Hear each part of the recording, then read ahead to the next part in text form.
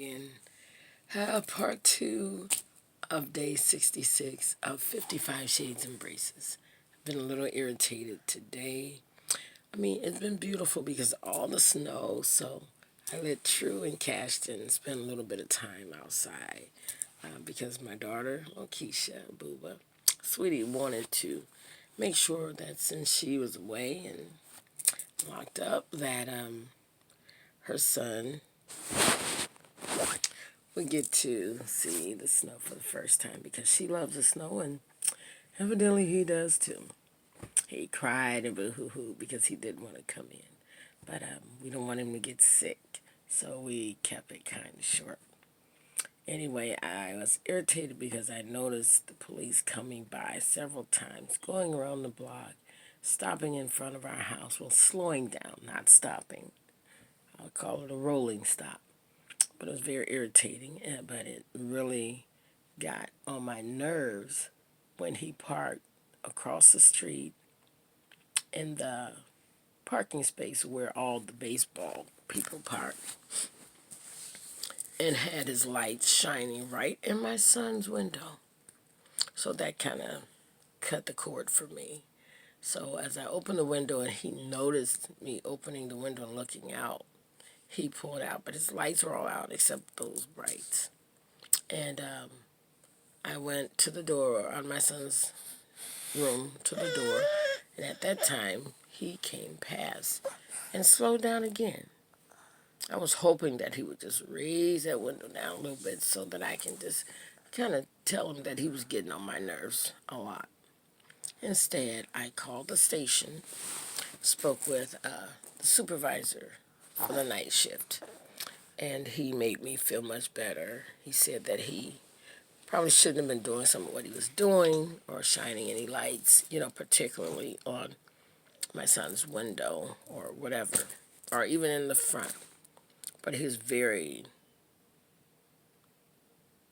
irritating. If he wanted ask a question or something, which I probably wouldn't have gave him an answer, but I would have given him a piece of my mind for just being out there like that, looking scary. Because when anything bothers my son or my children or these little babies, that's when I get upset. And so I did become upset, but I didn't take it out on the persons who I talked to at the department.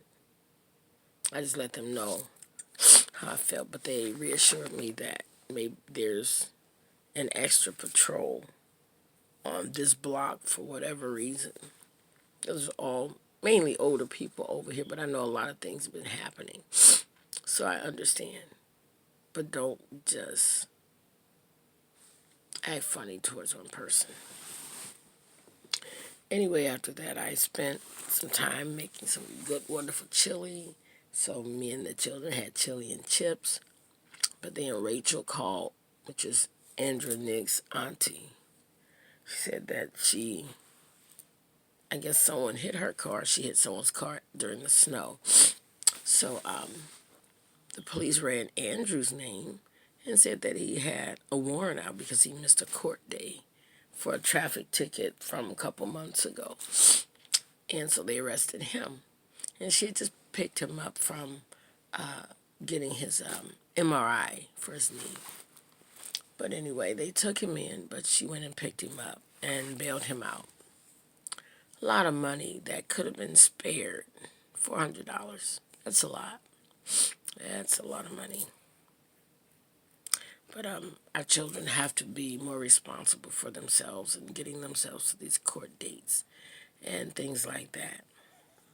But he was the passenger in the car, so it was very weird that they felt they had to ask his name and then took him in because he could have been out today. But I'm glad she got him out. I probably would have left him in knowing that he would have been getting out the very next day. But with his injuries that he already has, it wouldn't have been comfortable for him there. So anyway, I